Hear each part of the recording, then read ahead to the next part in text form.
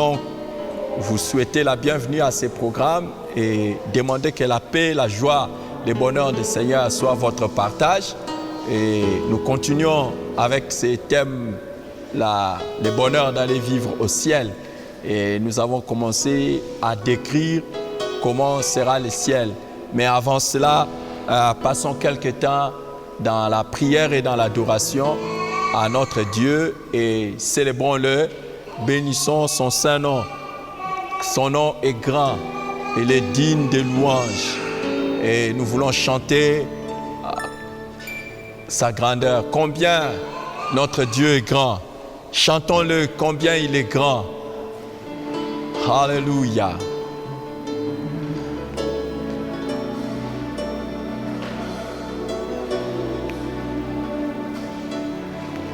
Dieu est grand. Combien Dieu est grand. Chantons tous combien Dieu est grand. Voyons tous combien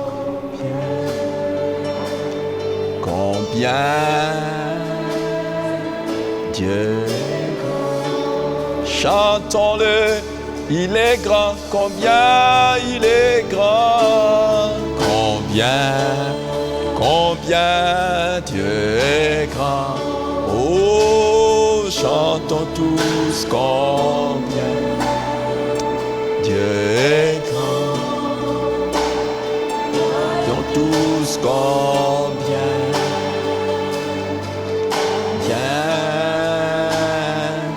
il est grand. Son nom est tout puissant et digne de louange. Son nom est tout puissant, digne de louange, digne de louange. Oh, je chanterai combien Dieu est grand. Son nom est tout puissant, son nom est tout puissant. Son nom est tout puissant, digne de louange, digne de louange. Moi je chanterai combien Dieu est grand. Combien Dieu est grand, il est grand. Dieu est grand. Oh, chantons tous combien Dieu est grand. Oh, voyons tous combien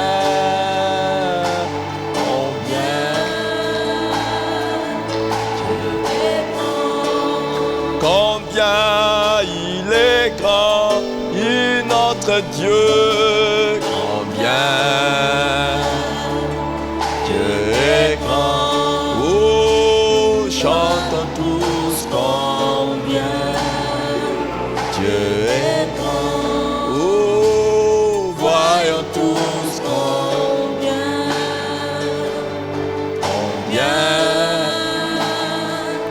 Dieu est grand. Élevons nos voix et célébrons-le. Bénissons son saint nom. Louons sa majesté. Alléluia. Alléluia. Louons sa majesté. Célébrons-le. Il est digne de louange. Son nom est tout puissant. Son nom est tout puissant. Son nom est tout puissant. Son nom est tout puissant. Alléluia. De recevoir la gloire et l'honneur. Oh, nous célébrons ta grandeur, nous célébrons ton amour, nous célébrons ta puissance, tu es grand, Seigneur, et nous célébrons ta majesté. Tu es grand, Dieu. Le roi qui règne et dont le règne est formidable, dont le règne est extraordinaire. Seigneur, merci. Alléluia. Alléluia. Alléluia. Oh, loué soit ton nom, Jésus. Loué soit ton nom. Loué soit ton nom, Père. Oh, loué soit ton nom, Saint-Esprit. Oh, que la Sainte Trinité soit célébrée, louée. Alléluia. Alléluia. Oh, loué soit ton nom.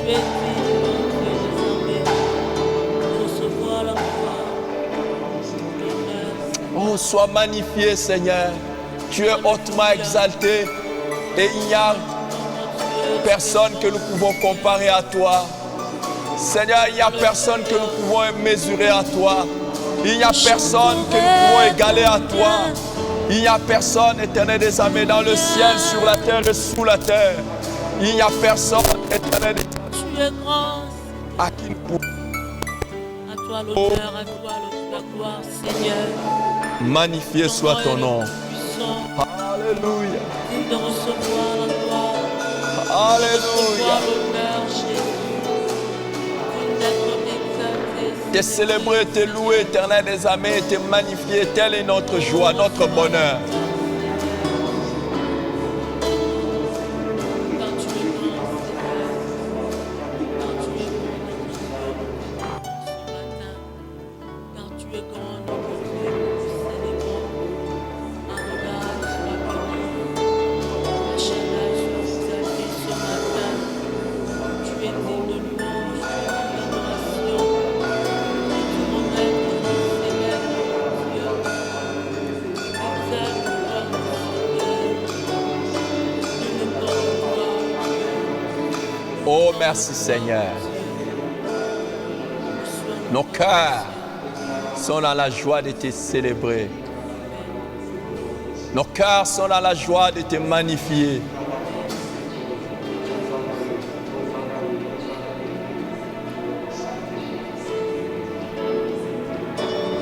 Digne, oh digne es-tu, Seigneur.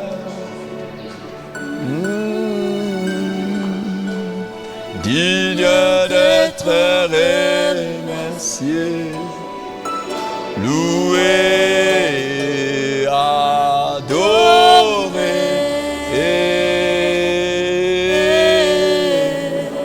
Oh digne, digne, oh digne es-tu, Seigneur.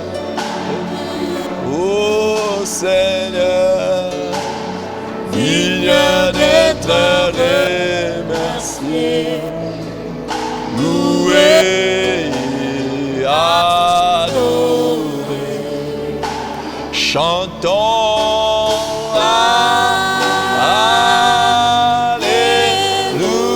Alléluia. Oh l'agneau sur le trône. Oh nous t'adorons, nous t'exaltons. Oh nous célébrons ta gloire. Alléluia.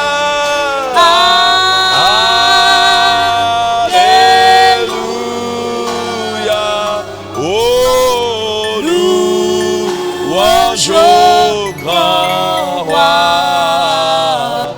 Oh tu es plus que vainqueur, Seigneur, Seigneur de l'univers. Chantons Alléluia. Oh agneau sur le trône. Oh nous t'adorons, nous t'exaltons, nous célébrons ta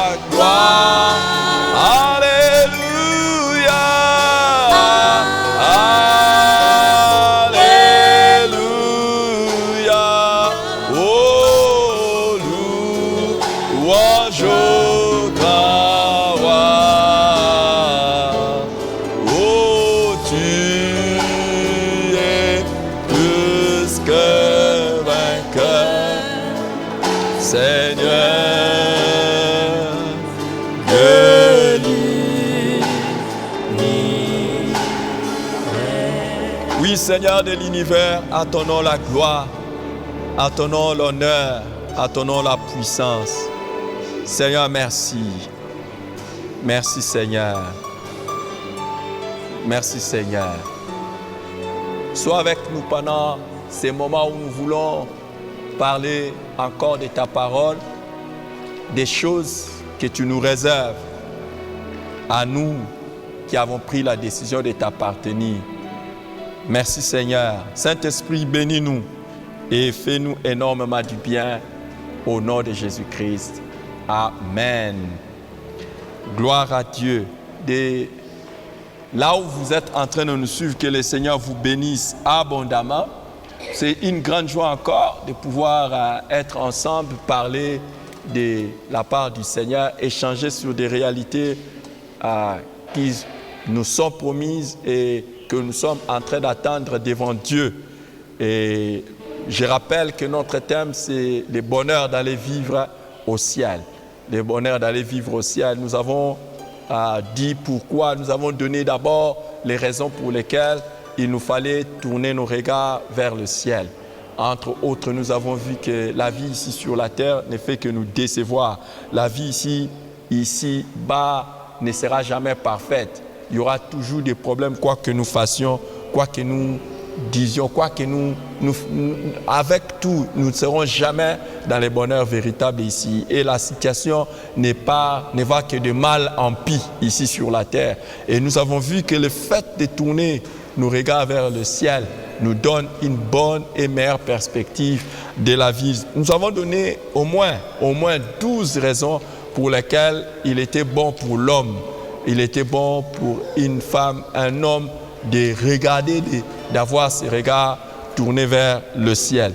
Mais aujourd'hui, nous avons déjà commencé depuis un temps à décrire à quoi ressemble ou ressemblera le ciel. Comment la Bible les décrit. Comment la Bible les décrit. Nous avons vu que premièrement, la Bible décrit le ciel comme la demeure de Dieu. C'est là que Dieu habite. C'est vrai que nous disons que Dieu est omniprésent, mais il y a un endroit où sa présence est manifeste, où c'est la plénitude de sa révélation. C'est au ciel. Et c'est là que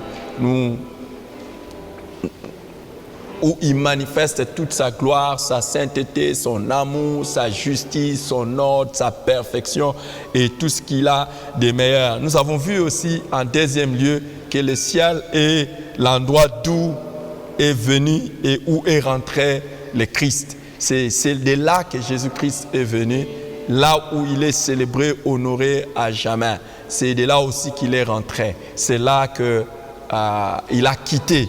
C'est le meilleur endroit qu'il a quitté pour venir jusqu'ici sur la terre et nous sauver de nos péchés et nous donner la possibilité, comme il y a ces merveilleux cantiques qui dit qu'il n'a pas voulu que le ciel soit sans nous. C'est pour ça qu'il est descendu sur la terre pour nous prendre, afin que nous aussi nous ayons la possibilité d'aller vivre au ciel. C'est de là qu'il vient et c'est là où il est rentré. Alors nous avons vu en troisième lieu que c'est la demeure des saints anges. Le ciel, c'est également la demeure des saints anges. C'est là que les anges qui ne se sont pas corrompus avec le diable, les anges qui n'ont pas suivi la voie de Lucifer, habitent et ils viennent évidemment de temps en temps sur la terre, accomplir la mission que Dieu leur donne, mais c'est là qu'ils habitent avec Dieu. Et en quatrième lieu, nous avons vu que le ciel est un lieu réel.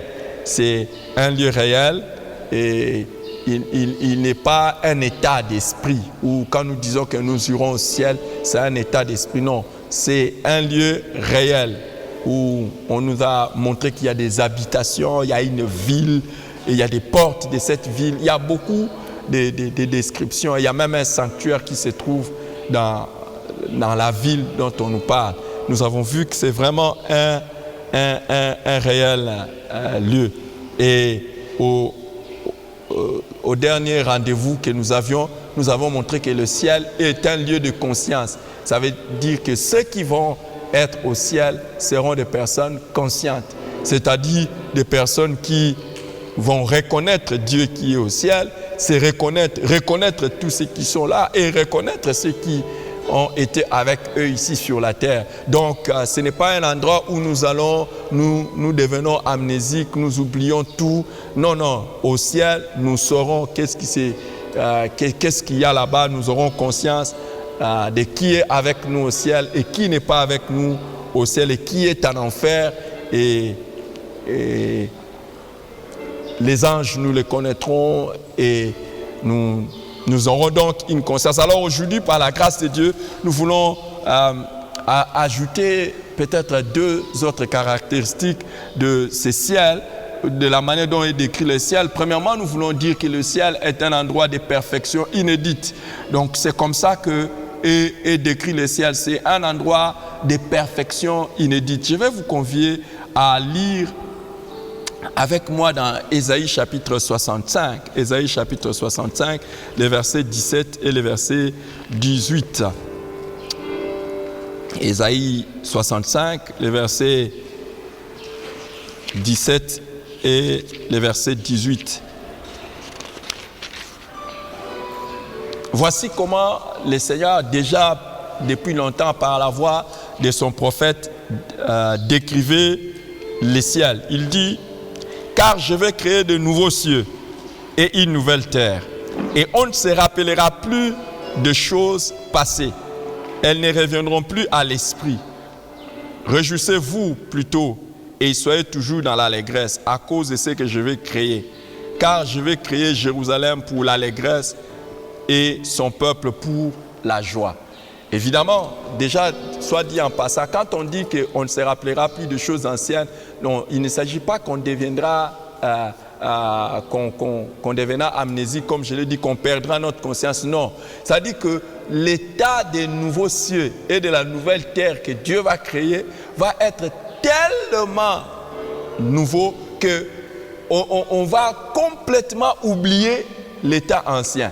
Donc, ça n'aura rien de comparable. Il n'y aura absolument rien de comparable. Alors, pourquoi? Parce que tel que nous voyons les cieux actuels ou même notre planète ou les autres, comment je peux dire, galaxies, nous pouvons nous imaginer quelle beauté, quelle perfection, comme je le disais ici.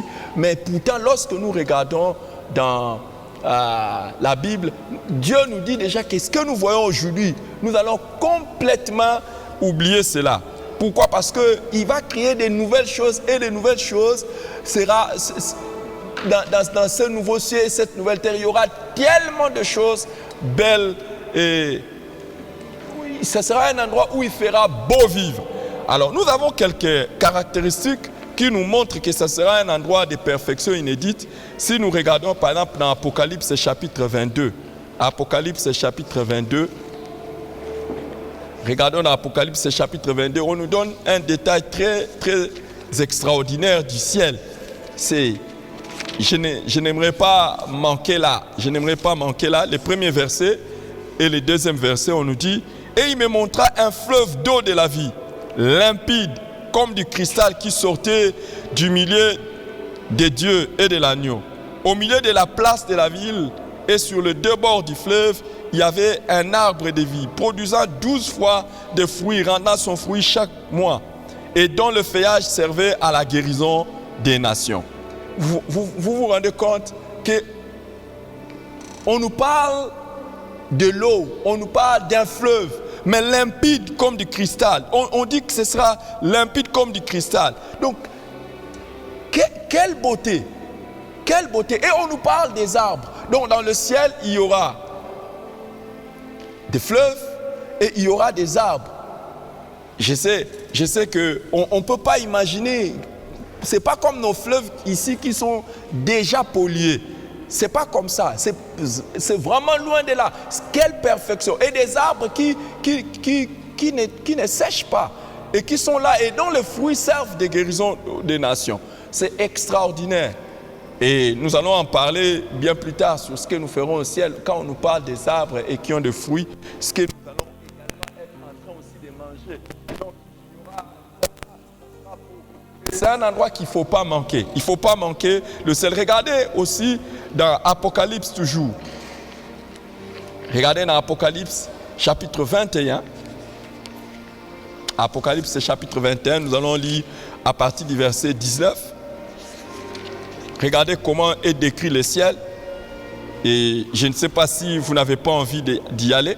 On dit, les fondements de la muraille de la ville étaient ornés de pierres précieuses, de toute espèce.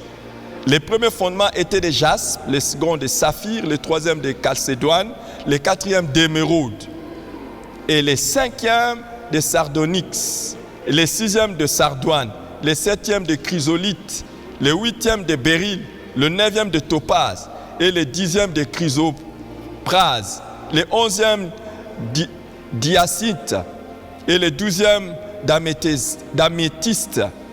Et les 12 portes étaient 12 perles. Chaque porte était d'une seule perle. La place de la ville était d'or pur, comme divers transparents. Rendez-vous compte comment ça sera beau. Je ne sais pas, je n'ai pas de connaissances en matière de minéraux et tout ça, mais quand on voit déjà des émeraudes, on voit tout. Regardez la splendeur qu'il y aura. Et on nous montre que la place de la ville est remplie d'or, pavée d'or. Je ne peux pas imaginer. Je ne peux pas imaginer une maison où les colonnes sont en or ou en pierres précieuses. Je ne peux pas imaginer comme ça. Il y a des maisons assez luxueuses où on peut trouver quelques ustensiles en or. Mais imaginez que ce n'est pas dans une maison où on va trouver de l'or, où on va trouver de ces objets précieux. Mais même sur la route, et que tu sois en train de marcher sur ça. Oh, je plains ceux qui vont manquer le ciel à cause de l'or de ce monde ici. Parce qu'à cause seulement d'un peu d'or ici, où tu as eu peut-être la grâce d'avoir seulement quelques grammes d'or ici, et à cause de ces petits grammes d'or, tu as fait des compromis, tu as voulu avoir des chaînettes en or, tu as vendu ton corps, tu as fait des mensonges, tu as dit des mensonges, alors que gratuitement, nous allons être en train de marcher sur l'or.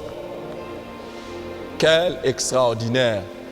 Et j'imagine que si nous n'avons pas eu la grâce de voir ces objets ou ces pierres précieuses ici sur la terre, que nous aurons une grâce extraordinaire que de les voir au ciel. Alors, peut-être que toi, tu n'as jamais touché du diamant. Peut-être que tu es comme moi aussi, je n'ai jamais touché du diamant. De vrai, je n'ai pas de vrais diamants comme ça. Je ne sais pas s'il y en a. Ce sont les riches de ce monde qui se targuent d'avoir ces choses. Ils ont même des colliers en diamant ou tout ça. Mais qu'à cela ne tienne, nous ne les envions pas. Nous savons que nous aurons mieux que ça au ciel. Et d'ailleurs, ce seront des choses avec lesquelles nous serons en train, pratiquement, donnez-moi l'expression, ce sont des choses que nous allons banaliser, jouer avec. Parce que quand on marche sur l'or, ça sera extraordinaire. Donc, il n'y a rien qui peut nous impressionner ici sur la terre. Donc, ce qui nous attend au ciel est largement meilleur, et largement extraordinaire. Beaucoup de gens n'ont jamais su que ce sera un endroit où il n'y aura pas seulement les routes qui seront pavées d'or, où les colonnes des maisons seront en objets ou en pierres précieuses, mais il y aura aussi les animaux. Il n'y aura pas que le fleuve, il n'y aura pas que de l'eau, il n'y aura pas que des arbres, il y aura aussi des animaux. Dans Apocalypse, on nous parle des chevaux, et même nous les saints, nous allons monter sur des chevaux. Même si on n'a pas eu le temps et la grâce de monter sur un cheval ici sur la terre. Il y en a qui ont eu l'unique grâce de monter sur un cheval en visitant les zoos. Et ils sont même aidés par quelqu'un en train, juste pour prendre des photos, souvenir que je suis monté sur un cheval. Mais vient un temps où nous allons monter sur des chevaux et ce sera des chevaux de gloire. Et nous pourrons, je me vois en train de circuler au ciel à cheval. Je ne sais pas où est-ce que tu seras, je ne sais pas, j'espère vraiment que tu seras avec nous au ciel et que vous voyez un peu ce genre de choses. Vous voyez les rêves que nous avons ici sur la terre ne peuvent même pas être comparés à ce qui nous attend au ciel. C'est pour ça que s'il y a un endroit qu'il ne faut pas rater, c'est le ciel. Si tu as déjà vu la beauté, oublie tout ce que tu as déjà vu. Quelqu'un disait autrefois, je l'ai déjà dit et je le rappelle. Quelqu'un disait, vous savez, si tu n'as pas encore visité les États-Unis, il ne faut pas encore aller au ciel parce que tu risques d'avoir une image déformée du ciel. Pourquoi? Parce qu'il y a tellement des endroits bien. Et je vous assure que, oui, c'est vrai qu'il y a des endroits bien quand même aux États-Unis. Dieu merci que nous avons eu la grâce de visiter les États-Unis pendant que nous sommes sur la terre. Mais si tu n'as pas la grâce de visiter les États-Unis, ni la Chine, ni ces buildings qui sont des formes bizarres, imaginez le ciel. Il n'y a pas un endroit comme ça au ciel. Il n'y a même pas une maison d'un homme riche ici sur la terre qui est pavée d'or. Il n'y en a pas. Ils peuvent mettre un peu peut-être d'or dans les poignets, des assassins, mais il n'y en a pas. Mais nous, ce sont des routes. Ce sont des routes sur lesquelles nous allons marcher. Donc, pour rien au monde, ne rate cela. Pour rien au monde, ne ratons cela. Et je voudrais avancer un peu avec cet enseignement en vous donnant la 7e description du ciel. Le ciel, c'est le lieu d'habitation des personnes sauvées. C'est là que toutes les personnes sauvées vont habiter. C'est là. Au fait, quand nous donnons notre vie à Jésus-Christ, quand nous abandonnons les péchés, ce que nous attendons, c'est vraiment pas avant tout les choses qu'il y a sur cette terre, mais nous attendons ce qu'il y a au ciel. Donc la vie, et aller et vivre avec lui au ciel. Dans Apocalypse toujours 21, si vous pouvez lire avec moi dans Apocalypse 21, on dit, là où on décrit le nouveau ciel et la nouvelle terre, voici comment on dit, c'est le verset 3 qui va nous intéresser. On dit, mais pour comprendre ça, commençons au début. On dit, puis je vis un nouveau ciel et une nouvelle terre, car le premier ciel et la première terre avaient disparu et la mer n'était plus. Et je vis descendre du ciel d'auprès de Dieu une ville sainte, la nouvelle Jérusalem, préparée comme une épouse qui s'est préparée pour son époux. Et j'entendis du trône une voix forte qui disait, voici le tabernacle de Dieu avec les hommes. Il habitera avec eux et ils seront son peuple et Dieu lui-même sera avec eux. Amen. Il y a un endroit extraordinaire que Dieu est en train de préparer, là où il habitera avec nous. Là, la prière modèle que Jésus nous a laissée chaque fois de prier et de dire notre Père qui est aux cieux n'aura plus besoin d'être faite. Parce qu'il sera avec nous, il habitera avec nous. Nous serons avec lui dans le ciel.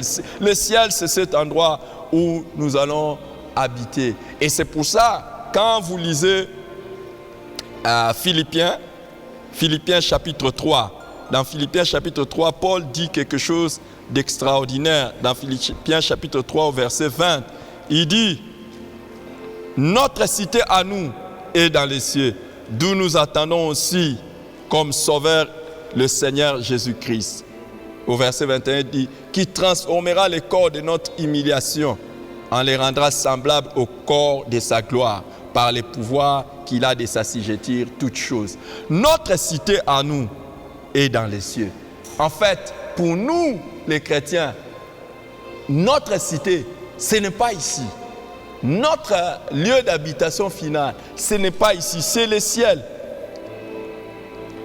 C'est pour ça que dans Hébreux chapitre 11, quand on parle des croyants, Hébreux chapitre 11, quand on parle de tous ceux qui ont servi Dieu, Hébreux chapitre 11, le verset 13, on dit, c'est par la foi qu'ils sont tous morts, sans avoir obtenu les choses promises. Mais ils les ont vus et salués de loin, reconnaissant qu'ils étaient étrangers et voyageurs sur la terre. Là, on parle des saints de l'Ancien Testament, mais cela aussi s'applique à nous. Donc, c'est par la foi que nous allons quitter ce monde. Et pourquoi? Parce que nous saluons et nous voyons de loin les choses qui nous attendent. Même si nous n'obtenons pas tout ici sur la terre, rien, il n'y a pas de problème.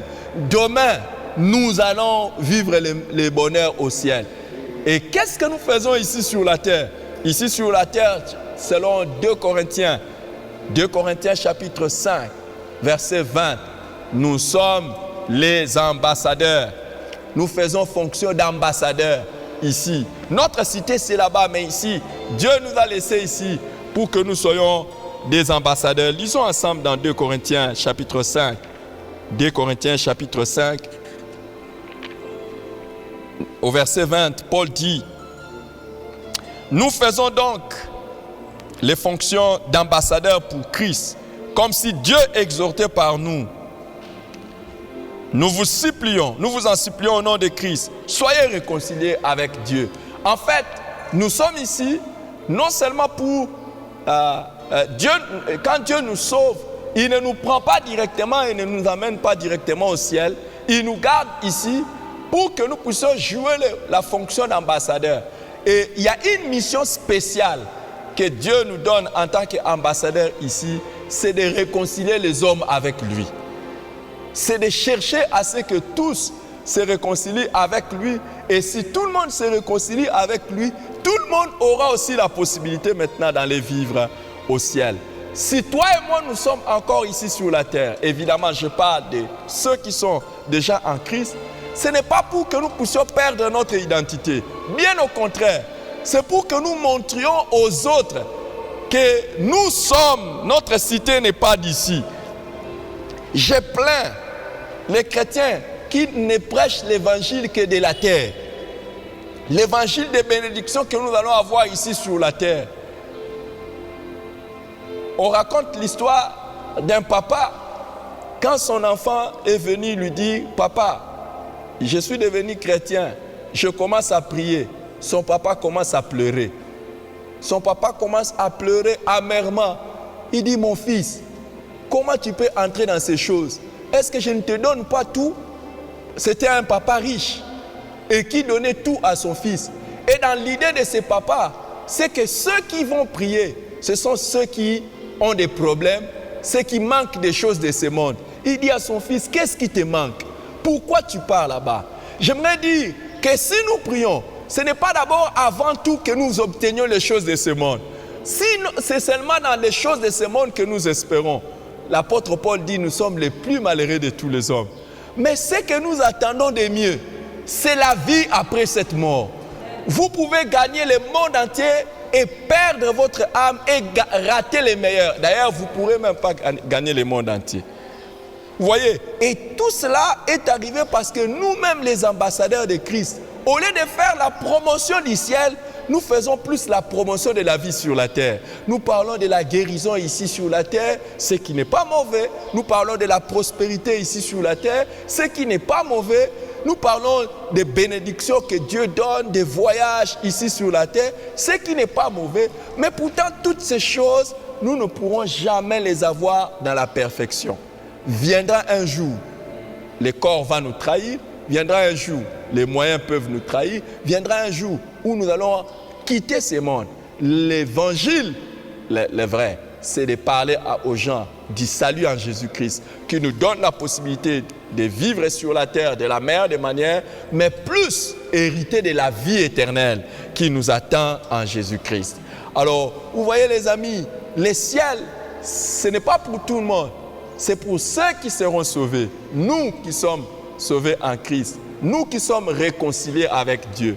Mais ceux qui ne sont pas réconciliés avec Dieu, on dit que eux, leur part, ça sera avec les diables dans les temps de feu, qui sera la seconde mort, où il y aura des souffrances et des grincements des dents. Mais on dit que les temps de feu, l'enfer que nous appelons habituellement, a été préparé pour les diables et ses anges. Mais Dieu sera obligé de jeter là-bas ceux qui auront refusé de venir à Jésus et d'être sauvés.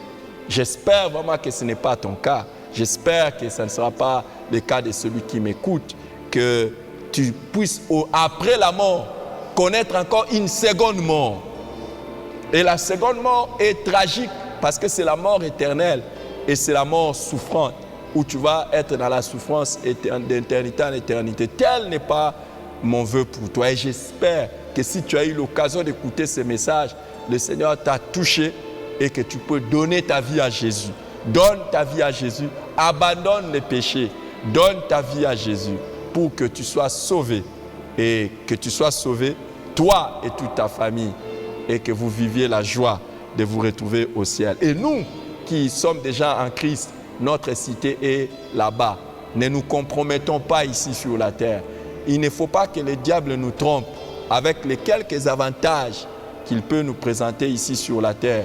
Tous ces avantages ne sont pas comparables à ce que Dieu nous réserve, tant ici sur la terre et bien plus au ciel. Parce que notre foi nous produit de bonnes choses ici sur la terre, mais encore au centuple et bien plus au-delà dans la vie après la mort, quand nous serons au ciel. Que Dieu vous bénisse, que Dieu vous bénisse, et pour rien au monde, ne ratez le ciel. Et pour rien au monde, ne suivez le plaisir de ce monde, pour que rien ne vous fasse suivre le plaisir de ce monde, pour que vous ratiez le ciel. Prions le Seigneur ensemble. Prions le Seigneur ensemble et disons-lui merci d'avoir fait de nous des citoyens des cieux. Parce qu'aujourd'hui, nous sommes des citoyens des cieux, même si nous sommes encore sur la terre. Disons-lui merci. Est-ce que tu peux lui dire merci? Est-ce que je peux lui dire merci pour la grâce d'avoir fait de moi son enfant et citoyen du ciel, où nous allons vivre les meilleurs, où nous allons vivre les meilleurs, où nous allons vivre les meilleurs. Seigneur, merci. Seigneur, merci. Garde-nous fidèles à toi. Garde-nous fidèles à toi pour que nous ne puissions pas rater